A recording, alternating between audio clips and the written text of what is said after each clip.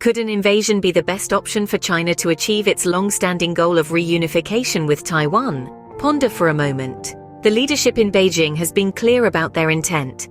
For them, Taiwan's reunification with China is not a question of if, but when. Yet despite this intent, the question remains, is an invasion the most effective way for China to meet its objectives? The political satisfaction of reuniting Taiwan with the mainland is a dream of the Chinese Communist Party.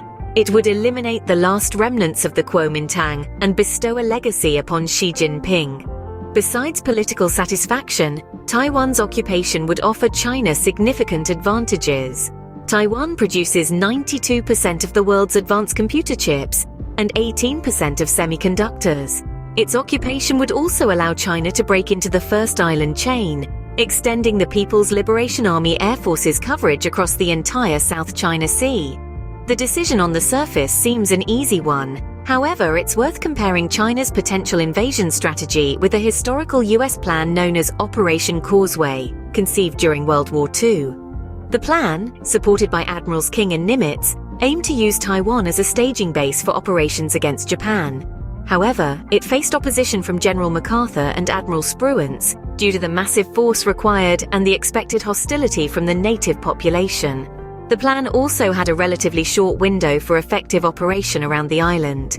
The relevance of Operation Causeway to modern times lies in its focus on amphibious assault as part of the doctrine of forcible entry operations. China's doctrine of forcing entry into the island and supporting a campaign to physically land there closely mirrors the approach envisioned by Operation Causeway. China would also face the same hostile defenses and population that the US anticipated. Operation Causeway proposed landing on the southern tip of Taiwan and other islands in the Taiwan Straits, operating in the same waters where China would likely stage an invasion. The US estimated a 27-day operation, but history shows this was optimistic. It took 36 days to take Iwo Jima and 80 days for Okinawa. The operation length is crucial because the Taiwan Straits is risky for most of the year, with only March, April and September, October offering favorable conditions. China would face similar challenges. China would have to conduct an operation against determined resistance from the Taiwanese and its allies. China does have a few advantages. Its mainland bases supporting the invasion would be closer than in Operation Causeway. However, this might not compensate for an untested military conducting a complex amphibious operation against strong resistance within and around Taiwan. So, is this the best way for the Chinese Communist Party to attain its goals in Taiwan? There are other options for reunifying with Taiwan that don't risk the CCP's hold on power if they fail.